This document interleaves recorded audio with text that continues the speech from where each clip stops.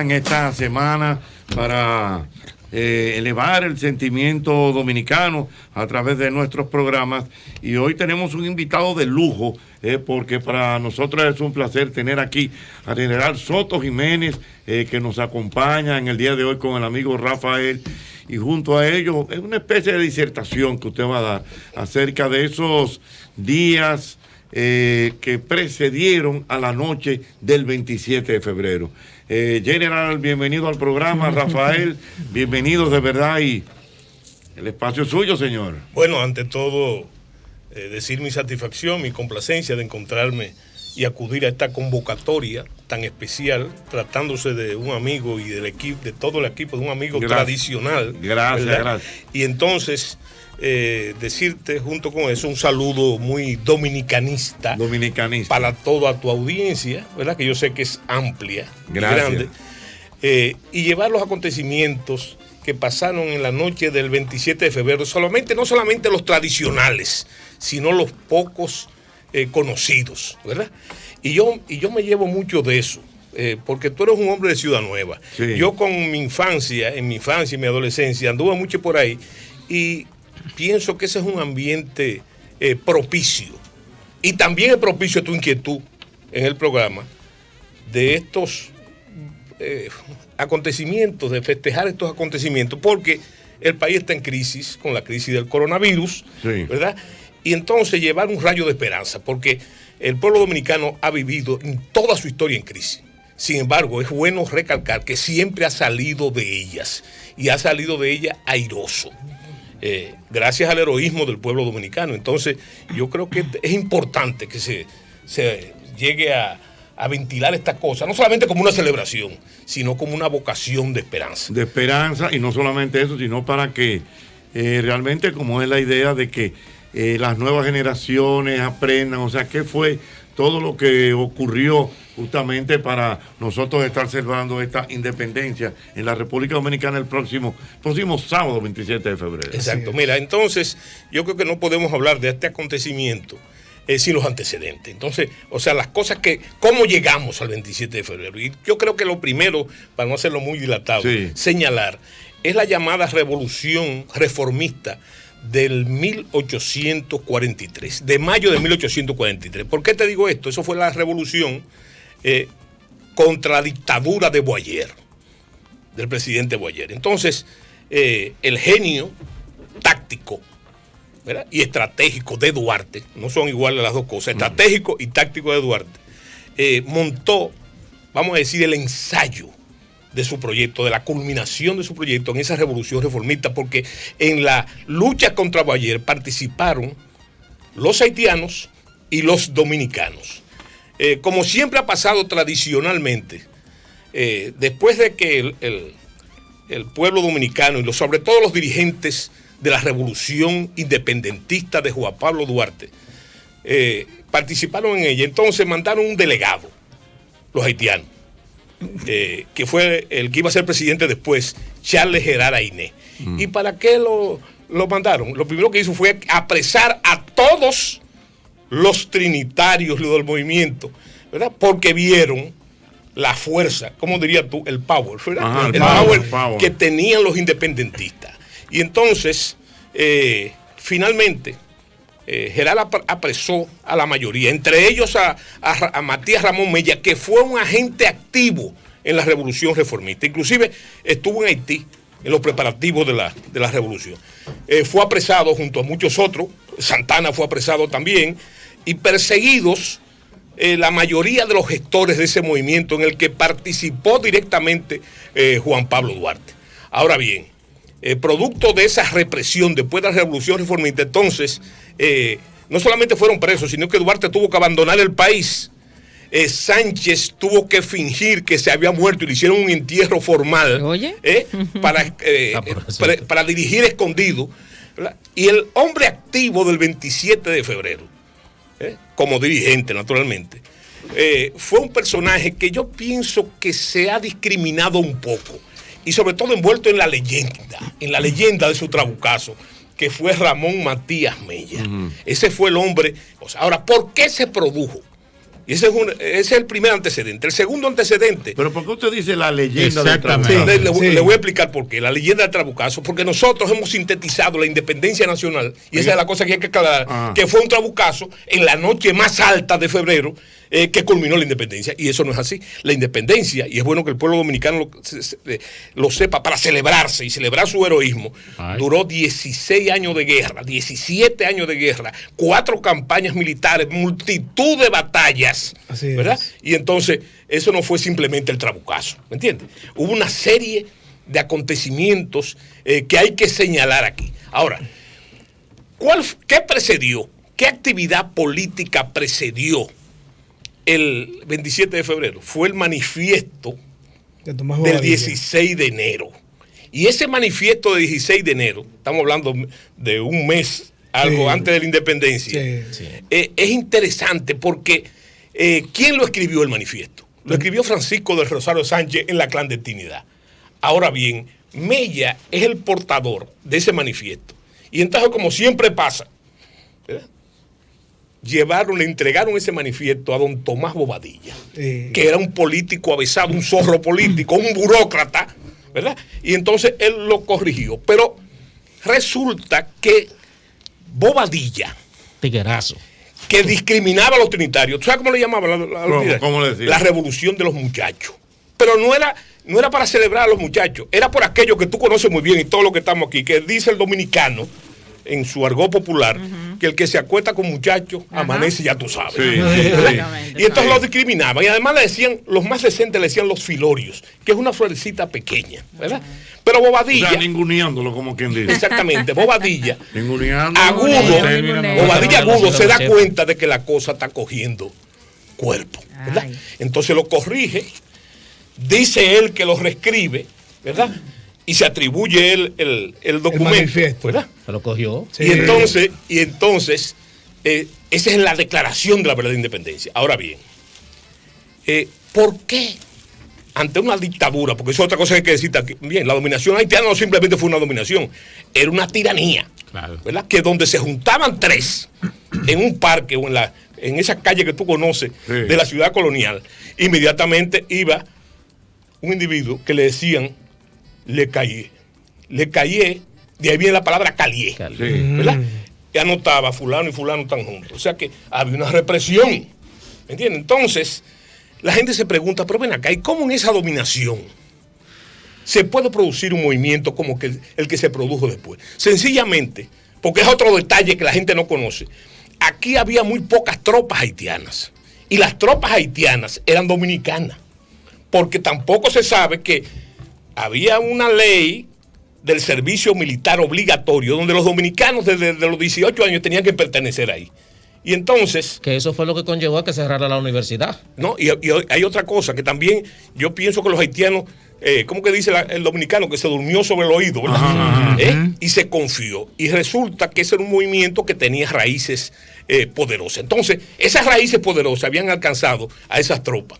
Los regimientos dominicanos, sobre todo de Moreno, como decimos nosotros, de Prieto, entre lo que estaban las tropas de los Minas, de ahí le viene el nombre, y entonces estaban comprometidos. Y hay que mencionar un individuo clave, un oficial clave, ¿verdad?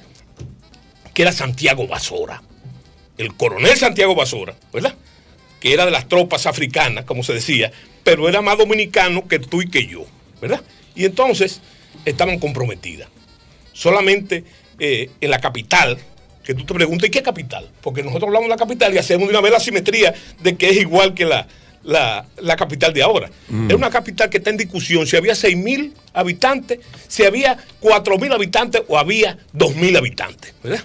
Y entonces, en esa situación, después, como yo te he dicho, del apresamiento de la mayoría de esos dirigentes que finalmente se pusieron en libertad, ¿verdad? Se pusieron en libertad, porque ese movimiento estaba esparcido en todo el país. Entonces, sucedió que, como es natural, a la hora del none, cuando se establece que se va a dar el golpe, el 27 de febrero, hay mucha gente que se echa para atrás. o que quiere llegar tarde a la fecha, ¿verdad? Entonces ahí viene la leyenda del Trabucazo. ¿Por qué la leyenda? ¿Por qué la leyenda? Porque resulta que el jefe del movimiento en ese momento, ¿verdad?, como dice la mayoría de los cronistas, el mismo Sánchez llega tarde y llega sofocado. Llega sofocado, pero no por miedo, simplemente porque la cosa se está retardando. Y entonces Mella hace en la Puerta de la Misericordia, no en la Puerta del Conde, lo que hizo Hernán Cortés en México, que quemó las naves del Compromiso. Y entonces tira ese fuetazo, que es más que una señal, ¿verdad? La historia nos dice que antecedió el Trabucazo. ¿Qué antecedió? Un carajo del tamaño de la catedral, ¿verdad? De Ramón Matías Mella, ¿verdad? Entonces, hay un pasaje que a mí me gusta mucho, cuando él tira el Trabucazo, que hay un muchacho, un niño, un adolescente, de esos que pululan todavía por la capital, que va con un sable, ¿verdad? Y le preguntan, ¿y dónde vas, muchacho? Porque es un niño. Y el muchacho responde, ¿dónde van los hombres? Y entonces de ahí, conglomerado empieza a ponerse en movimiento. Las tropas no se mueven, las tropas haitianas. ¿Por qué? Porque están comprometidas. Son haitianos y apresan a la oficialidad haitiana. Entonces se van a la Puerta del Conde, porque hay otra cosa que hay que decir. La Puerta de la Misericordia estaba tapiada. Estaba tapiada, ¿por qué? Porque eso daba al camino de la playa que conducía al sur. ¿Verdad? Y entonces después de la invasión, había antecedentes de la cimarronada, después de la invasión de Peñibinable, una serie de acontecimientos, siempre se nutrían por ahí. Entonces decidieron tapiar las autoridades españolas. Entonces se van allá al baluarte, al bastión de San Genaro, que es la Puerta del Conde, y ahí hacen el ritual, el famoso ritual del que se habla. Se sube la bandera que confeccionó Concesión Bona, ¿verdad? 20 años Nicolás de Bari, igual que el cantante, el italiano, la sube a redoblante, ¿me entiendes? Y un grupo de Trinitario donde comienza a conformarse entonces, como yo le llamo y le seguiré llamando, la noche más alta de febrero. ¿Qué es lo importante en ese acto? Tú preguntas, ¿y qué es ese acto? Bueno, ese acto es la culminación de un proceso revolucionario, porque, óyeme, los historiadores burgueses han suavizado la cosa. Cuando hablan de Duarte y de Mella y de Sánchez, se habla de que Duarte fue el hombre de la idea, Mella es el militar, ¿verdad? Sánchez el político. Los tres eran la misma cosa. Y los dos esos, estaban bajo el comando y la dirección fervorosa por parte de ellos, de Juan Pablo Duarte. Hay una pregunta que siempre la gente se hace y se habla. ¿Por qué nosotros tenemos 3 padres de la patria? Bueno, eso es cuando en todos los países es interesante. Eso es obra. Fíjate qué interesante. Eso es obra de un dictador dominicano, de Ulises Heró, llamado Lili, ¿verdad? Que él entonces, que es también el que trae los retos del padre de la patria, de Juan Pablo Duarte. Entonces, como políticamente siguen vivas esas facciones, él decide partir por esa condena que yo hablo de los 3, el síndrome de los 3 en la historia dominicana. Entonces hace eso. Pero ¿qué es importante señalar?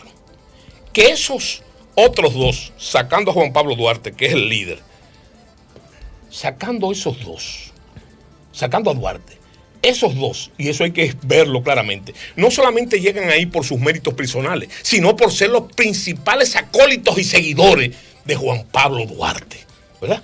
Y con méritos suficientes por demás. ¿Me entiendes? Ahora, tú puedes hacer esa división que tú haces. No, Mella es el guardia. Hablaste en el idioma popular, ¿verdad?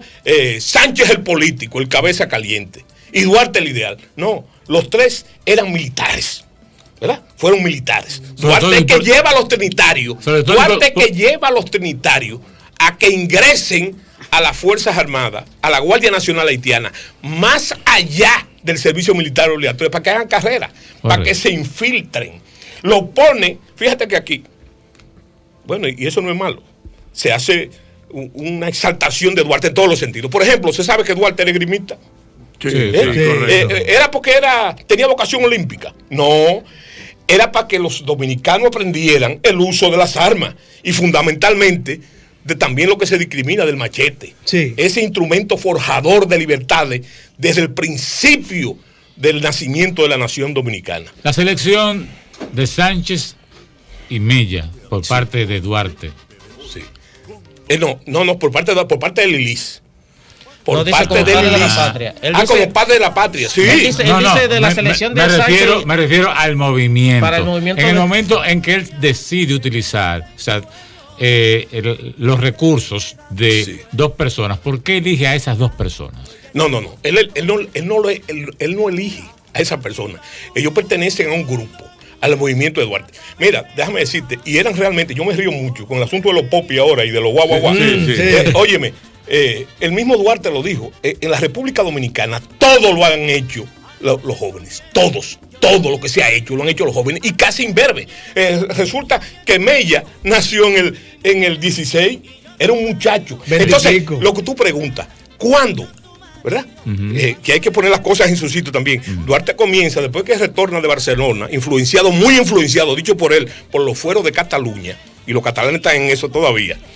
Resulta que forma las sociedades de teatro para llevar el mensaje en una dictadura cubierto. La filantrópica. Pero ¿qué es la filantrópica? Y también teatral. Pero Duarte, y eso es bueno decirlo, y ellos, todo lo que hicieron, no porque tenían vocaciones personales para eso, sino era por la revolución, ¿verdad? Y por la revolución, entonces vemos que Duarte no solamente se convierte en teatrista, es director, es actor, es tramoyista.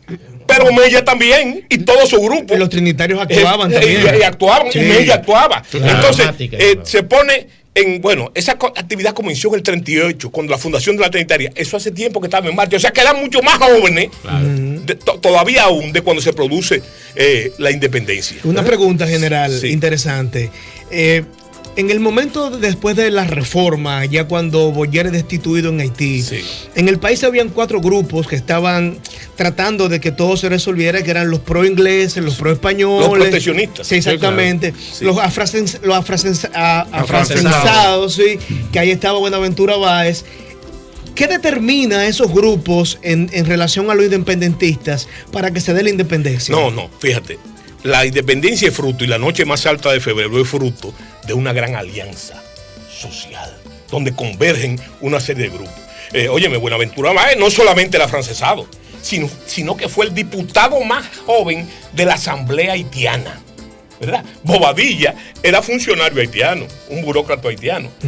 Y esa alianza básicamente se produce entre la baja pequeña burguesía urbana, ¿verdad? Que es lo que hoy se llama clase media. Sí. Clase media de la época. Esos son los popis. Sí, los popis, sí. De la época. Y los guaguaguá de las haciendas, de los ateros. ¿Por qué Bobadilla y Pedro Santana logran, después que estaban en el movimiento, manipular eso? Por esa alianza social. Porque resulta que las milicias, desde tiempos inmemoriales, eran reclutadas, armadas y dirigidas por los ateros. Claro. Los ateros. Entonces eso es muy bueno decirlo ahora de nombre, los ateros. El país era un país fundamentalmente rural y sin carretera, ¿verdad? Y sin carretera. O sea, ir al Cibao, ir a Bonao, era una travesía increíble, ¿verdad? Por eso que hay gente que tú ves que prefería irse por mar desde San Pedro para llegar a Sánchez y a Samaná. ¿Qué hizo por carretera?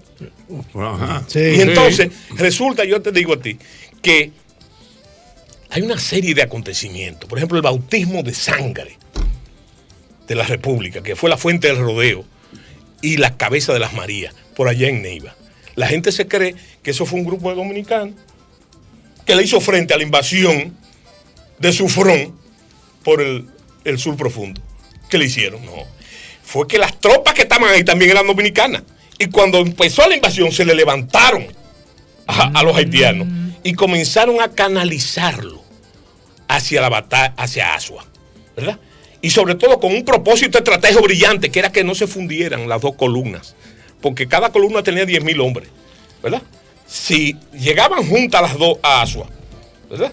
Iba a ser un acabose. Sin embargo, esas avanzadas dominicanas, de esas tropas colecticias mandadas por Vicente Noble y por Fernando Tavera, lograron impedir eso, para que se diera lo que se dio, que fue la batalla de Santiago. Pero lo más importante de estos momentos, yo te dije que íbamos a decir lo tradicional del 27 de febrero, lo más importante es decirte, para que el pueblo dominicano lo sepa, se celebre a sí mismo y sepa sus potencialidades, porque, mis queridos amigos, óyeme, lo que hicieron, nosotros hablamos de los héroes, como una cosa aparte. Y yo digo que los héroes hacen la historia a veces. La que la hace es el pueblo dominicano, el pueblo, claro, en sus matrices más originales. Entonces, yo lo que quiero decirte con eso es que nosotros tenemos un gran problema, Jochi. Y es que la mayoría de los historiadores, ¿verdad? Y no me inscribí, son poetas o quieren ser poetas.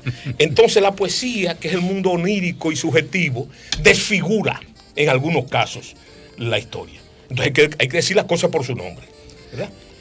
Eran improvisados. La mayoría de los héroes de la independencia no. Se formaron militarmente en la Guardia Nacional Haitiana, que políticamente fue un error de los haitianos eso. Claro. ¿Verdad? Porque formaron los militares que se iban a destacar de correctamente. ¿Qué yo te digo de la poesía? Por ejemplo, yo te voy a mencionar un prócer, un héroe de la República. Señor, ahí tenemos a José María López, el héroe artillero del 30 de marzo, de la batalla de Santiago. ¿Verdad? Entonces, el que no sabe de eso, dice, bueno, es muy bonito, muy poético decir que un individuo, él era zapatero, talabartero. Es bueno decir que él se levantó un día de su silla y le dio vida a los cañones de Santiago. Pero eso es poesía. Porque para tú manejar un cañón, tienes que tener formación. Es más, tienes que conocer elementos fundamentales de trigonometría. Wow. ¿Entiendes? Sí. Otro héroe fue fabuloso en la leyenda dominicana. Cuando hablo de leyenda, estoy hablando del mito, de nuestros legítimos mitos. Sí. El señor Fernando Valerio, ¿verdad? Sí. Que era un andullero de Sabana Iglesia, pero nadie dice que él era teniente coronel de la Guardia Nacional Haitiana, que se formó ahí. ¿Me entiendes lo que te trato de decir? Y así todos, comenzando por Duarte. Duarte era Cabo Furriel. ¿Sabes lo que es el Cabo Furriel en el día de hoy? El Cabo Furriel es el sargento primero de las unidades de las compañías. ¿Y qué hace el Cabo Furriel? Maneja el depósito de las armas, conoce el personal perfectamente, la lista del personal. O sea, que es un proyecto muy bien articulado. El que quiere pintar a Duarte como un santurrón idealista, eso no es así. Eso es una leyenda burguesa. Y te voy a explicar para qué es una leyenda burguesa. ¿Sabes para qué es una leyenda burguesa? Oye, de Duarte se ha dicho todo lo que se dice bueno, y eso es que bueno que sea así. Pero realmente es un gran desconocido en el mito. Es un mito que como es bueno, pero resulta, ¿cuál es el objetivo de los historiadores burgueses? Es decir, que Duarte era una especie de beato. Que no era así. Duarte era un revolucionario. Un revolucionario.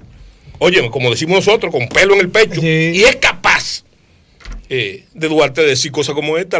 La isla tiene que ser libre de toda injerencia extranjera o se hunde la isla. Duarte nunca pensó su proyecto de forma pacífica. No, claro. Él sabía que eso no se podía hacer por la buena. Y entonces todo su organización. Pero, mi querido Jochi, en contraste con los políticos de marras de hoy en día, ¿verdad? Duarte era un tipo. Duarte en realidad era un popi. Sí, era popi. De la clase media alta, su papá. Era fino. Claro, entonces fíjate lo que pasó. Se muere el papá de Duarte. Juan José. ¿Verdad? Y entonces, al morirse el papá de Duarte, Duarte le escribe una carta a su familia. Ay, y le dice, mira, coge todo y véndelo. ¿Quién ¿Para hace qué? eso? ¿Para comprar violines? No, para comprar armas. ¿Quién hace ¿Para eso? qué? Para la revolución. No, en este caso sería invirtiéndolo, ¿verdad? Sí. Los papeles, sin alusiones Sí. particulares a nadie. Le dice, mira, vende todo y mételo en la campaña de fulano. Porque si fulano gana, hay papá. Sí. Pero en este caso no había esa... No. Esa seguridad. Duarte tiene una entrega total. Sí, exactamente. A la cosa. Entonces, yo lo que te digo que Duarte nunca pensó que esto se iba a poder hacer por la buena. ¿Me entiendes? Él sabía que había que hacerlo como había que hacerlo. Pero tengo entendido que lo de la noche del 27 de febrero, sí, lo que sucedió esa noche fue más un hecho político. Porque lo militar vino después. Pero a ti se te olvida lo que dice Clausewitz, uno de los padres de la estrategia de la guerra. Sí. ¿Sabes lo que dice él? Que la guerra es la continuación de la política por otros medios. Sí. Y entonces todo es la política. No estoy hablando del partidismo. Sí. Y Duarte fundamentalmente, aunque hay gente que quiere romperse la ropa cuando hablo a él y hace comparaciones, Duarte era un político. De pies a cabeza. ¿Pero qué tipo de político era Duarte? El que decía que la política era la profesión más noble. ¿Verdad? ¿Por qué? Porque era la única capaz de cambiar la suerte de los ciudadanos. ¿Verdad? Y entonces Esa es la situación. ¿Cuál es el artilugio? Tú dices, ¿para qué todo esto? ¿Para qué quieren pintarnos a Duarte así? Y la propaganda dice, hay que ser como Duarte, ¿verdad? Pero ¿cómo qué Duarte hay que hacer? Exactamente. ¿Cómo qué Duarte? ¿Cuál es el artilugio de eso que ustedes preguntan? ¿Por qué Lili, uno de los dictadores más sangrientos del siglo XIX, trae a los retos de Duarte, convierte a Duarte y a los otros en padres de la patria? ¿Por qué? Porque el objetivo es, y podía mencionarte otros apologistas, es que seamos como ese Duarte, un Duarte que aguantaba hasta golpes de barriga, ¿verdad? Sí. Para gobernarnos entonces como Santana, como Trujillo, como Balaguer, etcétera, etcétera, etcétera. Y también mi querido Rafael, coronel Rafaelito Rodríguez, sí, también. Su alterno y amigo, dice que le manda saludos y que todo muy bien, de verdad. Bueno, la gente está vuelta loca con usted. Hay cantidad de preguntas e información. Aquí hay una pregunta por Twitter. Dice el amigo Juan Frías, pregúnteme al destacado historiador si Ulises Heró Lilis decidió nombrar a Sánchez y Mella como padres de la patria por una presión ejercida por Juan Francisco Sánchez, hijo del patricio, quien fue ministro de Lilis. Óyeme, solamente hay que conocer el personaje. ¿Tú crees que Lili cogía corte? Como diría, imposible. A Lili. Era imposible. Lo que pasa es que Lili era un político agudo y astuto. Y para conciliar a todos, no a los descendientes solamente, sino las fuerzas políticas entre conservadores y liberales, ¿verdad? Entonces hizo esa salida muy liricística, pero apropiada. Sí. Porque no solamente eran merecedores, como usted dijo, era Duarte, pero Mella y Sánchez eran los principales discípulos del maestro. Correcto. De Juan Pablo Duarte. Sí. Pero yo quiero hacer una digregación tipo Hochi Santo. ¿Tú sabes lo que es? Fíjate un hecho, de eso que yo te decía, de ese artificio de los conservadores, de las corrientes conservadoras, de pintar a Duarte como una especie de mequetrefe histórico, un hombre bueno, muy bueno. Que nada más escribía. Exacto, y que tenía el hombre de las ideas. Sí. Mira, ¿tú qué hasta qué grado lo han desfigurado? ¿Tú sabes que Duarte era músico? Sí, claro. Músico, tocaba guitarra. Tú sabes que espérate, ya me mataste la argumento. Tú sabes que Duarte tocaba varios instrumentos. Pero si tú le dices al pueblo dominicano que Duarte tocaba instrumentos, dices, no, él tocaba el arpa o tocaba la... Tú sabes lo que tocaba Duarte, era la guitarra. Sí. Y como diría Jochi Santos, si tocaba guitarra, daba serenata. Sí, y flauta también. Sí, pero sobre todo guitarra. Sí. Y si tocaba la guitarra, resulta daba serenata, ¿verdad? Y entonces, fue lo que fue en el momento que cautivó toda la juventud dominicana. La cautivó Duarte. Podemos decir entonces que Duarte, como muchos dominicanos, era un enamorado. La cosa que se ha desfigurado también. Sí. Duarte tuvo varias novias. Hay un historiador, Onix, puertorriqueño, que habla inclusive de la descendiente de Duarte. Pero fíjate lo que era una mujer en el siglo XIX. Estaba consagrado a la cocina, a los quehaceres, a engordar gallinas y a ir a misa, ¿verdad? Sí. Pero tú sabes lo que Duarte tenía la juventud dominicana, al borde de dar su vida por él. Sí. Cuando lo agarraron preso después del contragolpe, gente fueron a morirse. ¿Y qué entonces aquí le preguntaba a Duarte? Lo que vine a morirme con usted, ¿verdad? Pero lo que no se dice es que en ese marco había mujeres que no solamente estaban dispuestas a morirse por él, sino que se murieron. Ahí estaba María Trinidad Sánchez. Seguro. Ahí estaba Concesión Bona. Ahí estaba Baltasara de los Reyes. Correcto. ¿Verdad? Mujeres no simplemente que creían en él, sino que eran activistas de su movimiento. Entonces eso habla del liderazgo del Juan Pablo Duarte. Y sobre el asunto de las mujeres, señores, hay que leer un proyecto de Duarte, un proyecto de diario de Duarte. Cuando llega a Hamburgo, que lo sacan de aquí, que Santana, por no fusilarlo, que por cierto debo hacer, no un comercial, sino hay que reconocer que se haga justicia por fin por Abraham Cohen. aquí no hay una calle que tenga el nombre de Abraham Cohen. Y Cohen. Abraham Cohen, que fue el financista de la independencia, ¿verdad? Y que estuvo al tanto de la noche del 27 de febrero. Abraham Cohen, ese individuo de origen judío, un judío, ¿verdad? Es el que intercede cuando Santana la va a fusilar. Le dice, pero ¿cómo usted fue? ¿Cómo usted va? Estoy hablando coloquialmente. ¿Cómo usted va a fusilar a ese hombre? Ese hombre fue que se inventó esto. Sí. ¿Cómo usted lo va a fusilar? ¿Verdad? Y él paga inclusive. Pero cuando Duarte llega a Hamburgo, ¿verdad? Que ve a esa mujer rubia, grandota, buena moza, inmediatamente le escribe en su diario y habla del bello sexo de esas mujeres que él ve. O sea que Duarte era realmente, y eso es muy importante, un hombre apasionado. No solamente un hombre apasionado, sino que los héroes, para que tengan un valor, el único valor de los héroes es el referencial, ¿verdad? Sí. Entonces tienen que parecerse a nosotros. Yo necesito que usted me ayude en algo general, por favor. Sí. Y es un dato que yo quiero que usted me ratifique y para que la juventud dominicana también lo tenga. Un poquito más para atrás, en el 22, cuando la ocupación haitiana, luego de esta guerra de la Reconquista y luego de estos fenómenos políticos acerca de la República Negra, dícese que Haití se ocupa de la parte española, de la parte oriental de la española, por el miedo que tenía de volver a ser esclavos. Ratifíqueme esa información. No, tome en cuenta que había pasado hacía muy poco tiempo la revolución haitiana, la guerra contra Francia, ¿verdad? Y entonces ellos tenían miedo, por eso proteccionistas, de que si la cosa caía de nuevo bajo la tutela de los franceses, iba a ser una amenaza para ellos. Ahora se ha hablado erróneamente de que hubo un acuerdo de Duarte con respecto a eso. No es verdad. Duarte lo que hizo realmente, hay que saber, esa es la infrahistoria, ¿verdad? ¿Quién era el comandante haitiano de la ciudad de Santo Domingo en la noche del 27 de febrero? ¿Quién era? De Grote.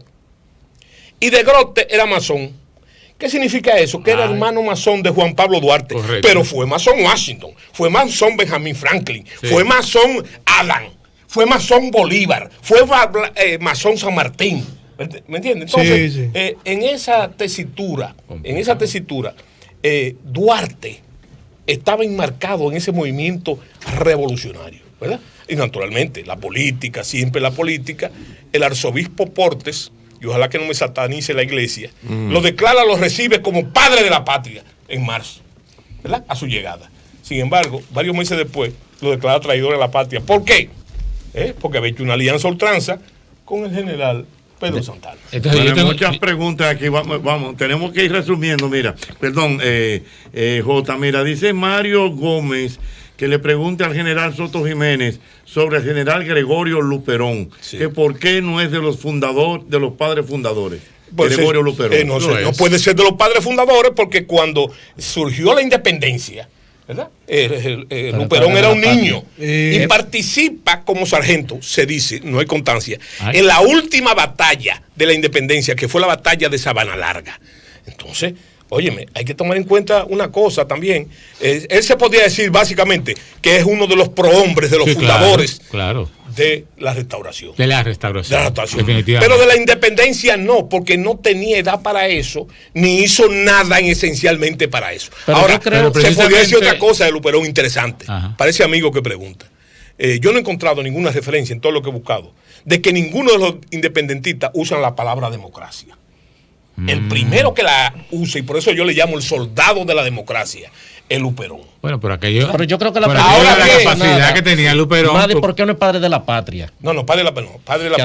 Padre de la patria no, es uno de los prohombres de la dominicanidad. Entonces, es uno de las espadas insignes de la restauración de la República. Correcto. Ahora, no puede ser padre de la patria ni fundador, ¿verdad? Sencillamente porque no participó en la gestación de ese movimiento. Exactamente, pero precisamente ahí en la restauración queríamos, se había hecho la pregunta, la que le voy a hacer, pero en sentido contrario, que la hizo José con relación a los haitianos que tenían un temor de volver a ser invadidos por la parte oriental.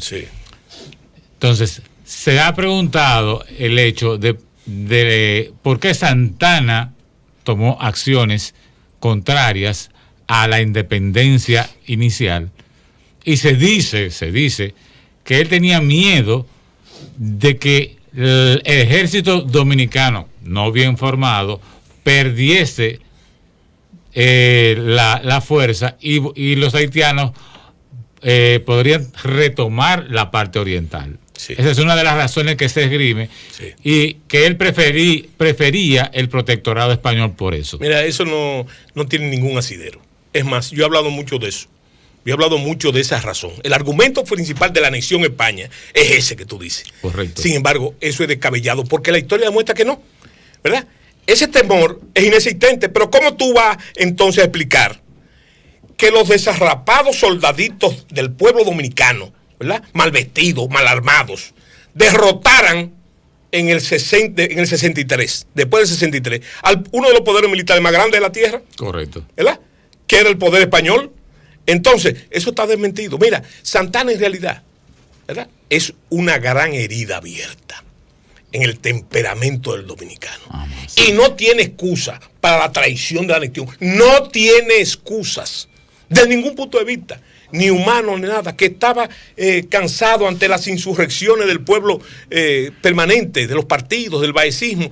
No tiene ningún argumento. Es más, yo no comprendo de forma humana, yo no comprendo cómo un señor que firma Dios, patria, presidente de la República, Dios, padre de la libertad, Dios, patria y libertad, Pedro Santana, se acepta convertirse en un oscuro gobernador de una provincia de ultramar de España. Eso no tiene sentido ni siquiera desde el punto de vista del poder. Quizás ante esa discusión, lo mejor es aplicarle a Santana lo que Santana le decía cuando iba a la comisión de ilustre, que ha pasado muchas veces aquí, el arzobispo, la que yo qué, a pedirle clemencia por uno de los que iban a ser fusilados.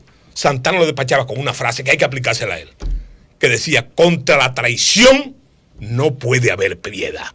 Buenas tardes o buenos días. Muy bueno. Señor, un aplauso al general Soto Jiménez, que estaba aquí, nos ha dado una cátedra realmente de esa noche, la más alta, como dice usted. La noche más alta de febrero. De febrero. Excelente. Que es el 27. Sin desperdicio. Sin desperdicio. Yo quería hacer una petición delante del general. Ajá. Oye, hoy día, a propósito de que hubo algunos cambios en el asunto de la ley de cine, están poniendo gente, etcétera, etcétera, etcétera, hay muchos recursos, hay mucho de todo. ¿Por qué este gobierno, o el que venga o el que sea, esto no es gobiernista?